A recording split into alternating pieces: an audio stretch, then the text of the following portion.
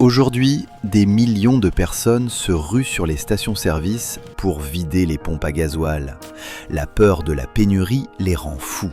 C'est exactement la même chose qu'en 2020, quand tout le monde a dévalisé les rayons de papier toilette sans s'être concerté. Oh mon Seigneur, on dirait la fin du monde. Et si ce comportement absurde révélait l'un de tes traits de caractère les plus profonds? Dans cette analyse, tu vas comprendre 3 choses. Premièrement, pourquoi ton cerveau te pousse à agir de façon irrationnelle sous pression. Deuxièmement, comment ce même mécanisme fait de toi une cible facile pour la manipulation psychologique. Et troisièmement, comment reprendre le contrôle une fois que tu comprends ce qui se passe vraiment dans ta tête. Commençons par la base. Ton cerveau déteste une chose par-dessus tout, l'impuissance. Quand une crise éclate, ton cerveau reçoit immédiatement un signal d'alarme. Ce signal déclenche ce que les psychologues appellent le besoin de contrôle. Le problème, c'est que ce besoin est primitif. Il date de l'époque où nos ancêtres devaient stocker de la nourriture pour survivre à l'hiver. Et ton cerveau moderne n'a pas vraiment évolué sur ce point. Alors quand tu vois les rayons se vider, qu'est-ce que ton cerveau fait? Il te dit « Agis, stocke ». C'est la seule façon de te sentir en sécurité. Et toi, tu obéis. C'est ce qu'on appelle l'illusion de contrôle. Tu ne contrôles pas vraiment la situation. Mais le simple fait de faire quelque chose apaise ton cerveau. Pose-toi cette question. Est-ce que 500 rouleaux de papier toilette t'auraient protégé d'un virus? Non. Mais est-ce que ça a calmé ton anxiété sur le moment? Probablement oui. Voilà le piège. Ton cerveau confond l'action avec la sécurité. Et cette confusion a des conséquences bien au-delà du supermarché.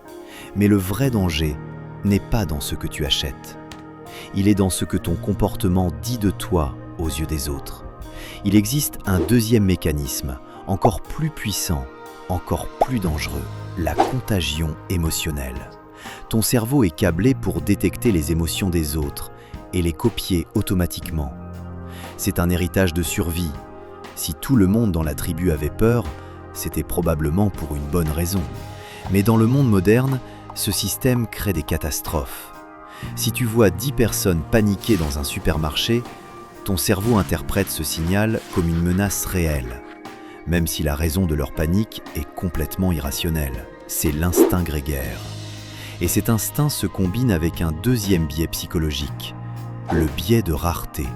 Ton cerveau accorde automatiquement plus de valeur à ce qui est rare. Plus un produit disparaît des rayons, plus il te semble urgent à obtenir, même si tu n'en avais aucun besoin 5 minutes avant. Contagion émotionnelle, biais de rareté.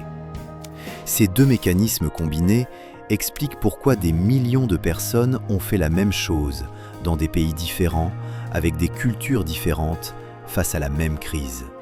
Mais voilà ce que personne ne te dit. Ces mécanismes ne fonctionnent pas seulement dans les supermarchés, ils fonctionnent dans tes relations, dans ton travail, et ils font de toi une cible parfaite pour certains types de personnes. En psychologie, la tendance à agir sous l'influence du groupe et de la pression émotionnelle s'appelle la suggestibilité. Et c'est ici que tes achats de panique révèlent quelque chose d'important sur ta personnalité. Il existe un spectre. D'un côté, les personnes avec une suggestibilité très faible. Elles résistent aux pressions collectives. Elles gardent leur cap même dans le chaos. De l'autre côté, les personnes avec une suggestibilité élevée, très empathiques, très sensibles aux émotions des autres. Mais elles perdent facilement leurs repères sous pression. Maintenant, sois honnête avec toi-même. Quand tu vois les autres paniquer, qu'est-ce qui se passe en toi? Tu te dis « ça ne me concerne pas, je reste calme » ou quelque chose en toi commence immédiatement à s'agiter. Si c'est la deuxième option, c'est parfaitement humain. Mais c'est aussi un signal d'alerte. Parce que les personnes fortement suggestibles sont les cibles préférées des manipulateurs, des narcissiques, des partenaires toxiques, même de certains managers ou amis. Pourquoi? Parce qu'ils savent exactement comment activer ce mécanisme primitif en toi. Ils créent une urgence artificielle, ils amplifient ta peur. Ils te donnent l'impression que tu dois agir maintenant, sans réfléchir. Et toi, tu suis.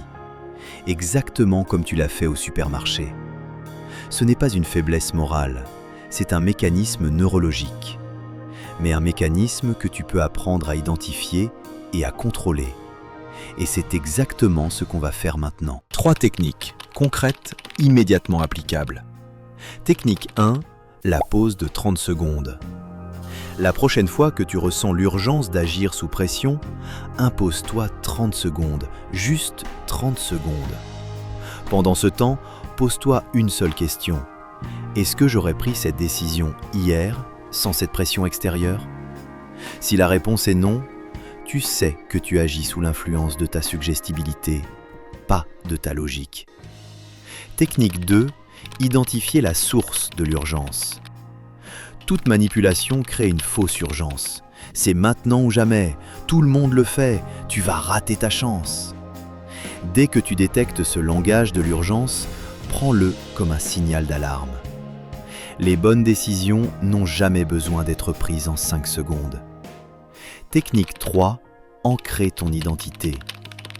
Plus tu as une vision claire de qui tu es et de ce que tu veux, moins tu es vulnérable à l'influence externe. Note par écrit tes 3 valeurs fondamentales, les principes sur lesquels tu refuses de compromettre. C'est ton ancrage, c'est ton bouclier psychologique. Tes achats de panique ne font pas de toi quelqu'un de stupide ou de faible. Ils révèlent simplement un mécanisme que ton cerveau partage avec la grande majorité des êtres humains.